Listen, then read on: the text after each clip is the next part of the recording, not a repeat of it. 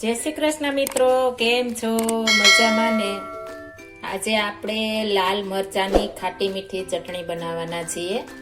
તમે ક્યારે ખાધી પણ નહીં હોય અને બનાવી પણ ન હોય એટલી મસ્ત આપણે ચટણી બનાવીશું. આ ચટણી આપણે એકદમ સરસ અને લાંબો સમય ટકી રહે એ રીતના આપણે બનાવીશું. આપણે ખાટી મીઠી ચટણી બનાવવા માટે મેં 150 થી પોણા 200 ગ્રામ મરચાં લીધા છે. મોટા મરચાં છે એટલે આટલા જ આવ્યા છે. તમે કોઈ પણ મરચાં લઈ શકો છો, પણ એકદમ ફ્રેશ અને એકદમ કડક મરચાં લેવાના છે. આ રીતના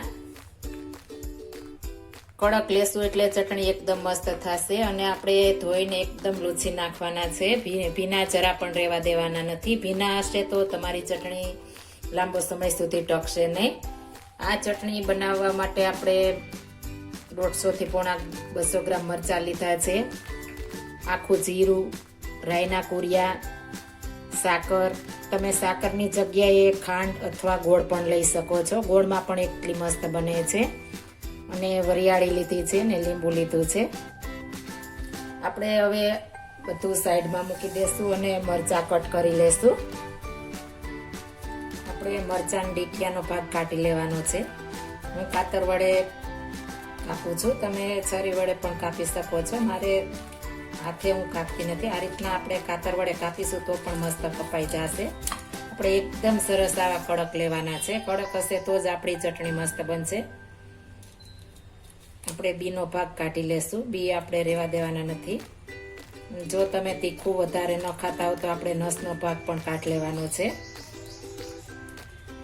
આ રીતના આપણે એક પણ બીજું રહેવા નથી દેવાનું. મારે તીખા છે એટલે હું નસું પણ કાઢી લઈશ.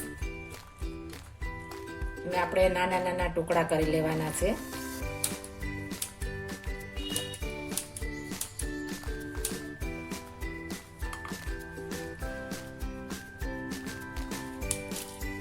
આ રીતના કટિંગ કરશું એટલે એકદમ સરસ નસો પણ નીકળી જશે અને બી પણ નીકળી જશે.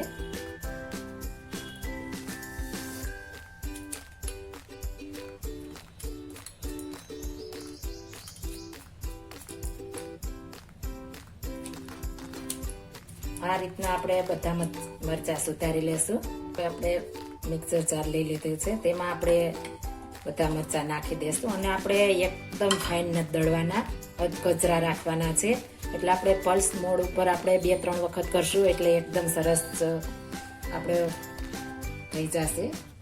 હવે આપણે ક્રશ કરી લેશું. આપણે સરસ ક્રશ થઈ ગઈ છે. આ રીતના આપણે કચરી કરવાની છે, એકદમ ફાઇન નહીં. અધકચરી હશે તો આપણે ખાવાની મજા આવશે. તે આપણે મિક્સર જારમાં નાખી દઈશું.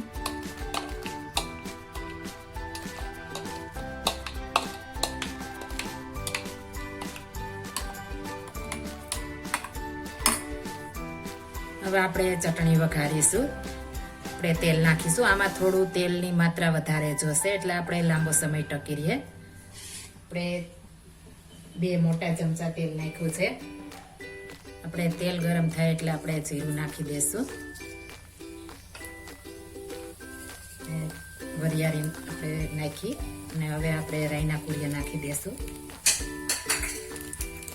એકદમ સરસ મિક્સ કરી દેવાનું છે. ગેસની ફ્લેમ આપણે એકદમ ધીમી રાખવાની છે. આપણે સરસ બધું મિક્સ થઈ ગયું છે. હવે આપણે લાલ મરચું લીધું છે દળેલું તે નાખી દઈશું.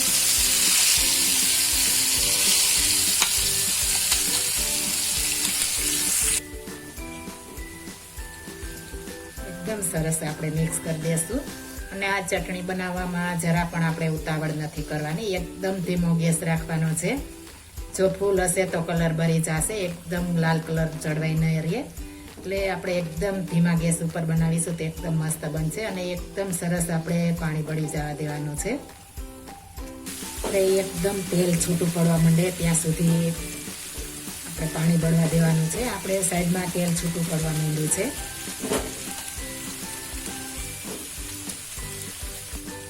હવે આપણે નિમક નાખી દઈશું. નિમક થોડું આપણે ચડિયાતું નાખવાનું છે.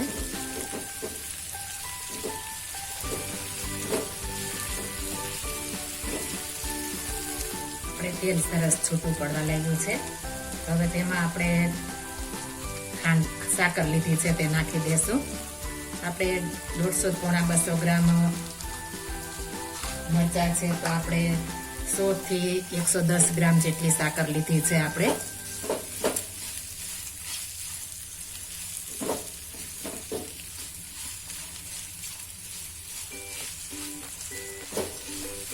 સાકર ગળતા વાર લાગશે.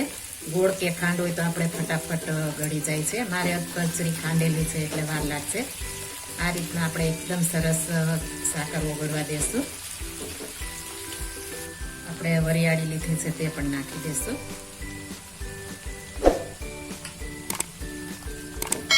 વરિયાળી ખાસ નાખજો. વરિયાળી હશે તો આપણે ચટણીનો એકદમ મસ્ત ટેસ્ટ આવશે.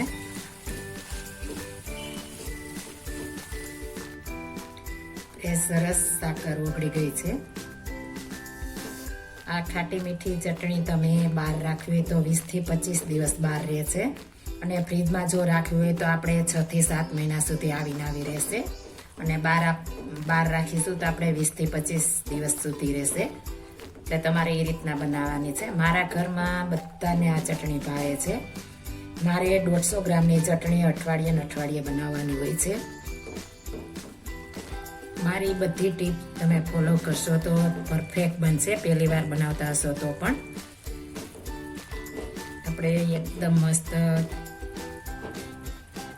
ચડી ગઈ છે. આ રીતના આપણે અર્ધ કચરી હશે, મરચું આખું પાકું હશે તો આપણે ખાશું તો મજા પડી જશે. એટલી મસ્ત બને છે.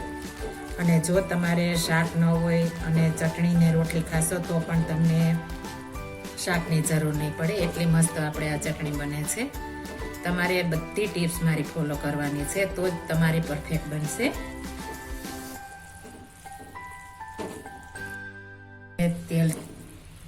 આપણે તેલ છૂટું પડવા લાગ્યું છે અને આપણે 1 તારની ચાસણી આવવા દેવાની છે. 1 તારની હશે એટલે આપણે પરફેક્ટ થશે.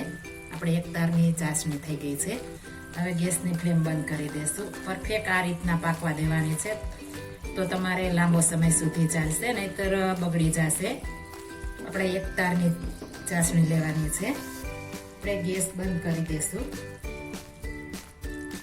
હવે આપણે 1 લીંબુનો રસ લીધો તેમાં નાખી દેશું. આપણે ગેસ બંધ કરી ત્યારબાદ જ નાખવાનું છે, પહેલા નથી નાખવાનું.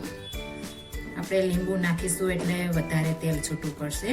આ રીતના આપણે પરફેક્ટ કરશું એટલે લાંબો સમય સુધી ટકી રહેશે. હવે ઠંડી થવા દેશું. ઠંડી થશે એટલે હજી ઘટ થશે એટલે આપણે આ રીતના પતલી રાખવાની છે. આપણે એકદમ સરસ ઠંડી થઈ ગઈ છે અને આ રીતના થિકનેસ આપણે રાખવાની છે. ઠંડી થશે એટલે હજી આપણે ઘટ થશે એટલે 1 તાર આવી જાય એટલે બંધ કરી દેશું એટલે પરફેક્ટ માપ સાથે થશે.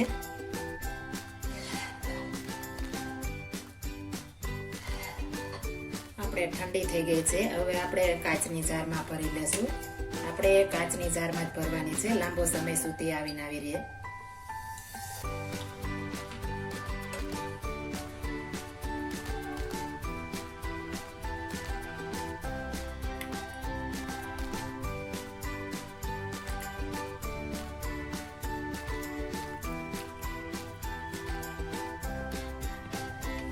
આપણે એકદમ મસ્ત અને એકદમ ચમકીલી ચટણી તૈયાર થઈ ગઈ છે.